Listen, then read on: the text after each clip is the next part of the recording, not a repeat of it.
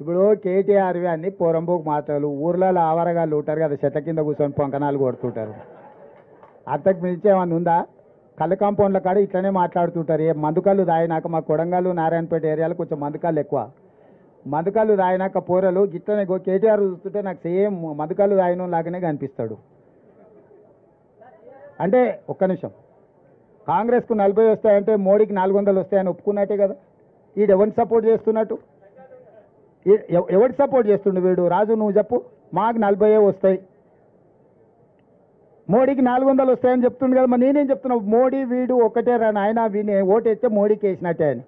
పోనీ ఈ మొనగానికి రాష్ట్రంలో 1, 2 ఇస్తే ఎవరికి మద్దతు ఇస్తాడు? మేమైతే లోపలికి రానియం. వాళ్ళకు పడకపోతే ఎవరికి ఇస్తాడు? ఆయనకు ఓటేస్తే దండగానే కదా. అంటే వాళ్ళ మాటల వెనకాల ఉన్న మర్మం మీరు ఆలోచన చేయరు. వాళ్ళు ఏంది కాంగ్రెస్కు 40 రావాలని కోరుకుంటారు. ఎందుకంటే వాళ్ళ బాసు మోడీ గెలవాలని. వాళ్ళు మోడీతో అంటగాకి వాళ్ళు బెయిల్ల కోసము, కేసుల నుంచి రక్షణ కోసం ఢిల్లీకి పోయి కాళ్ళు పట్టుకొని వాళ్ళు కప్పం కడుతున్నారు మోడీకి. మా గురించి ఏంది మాట్లాడేది?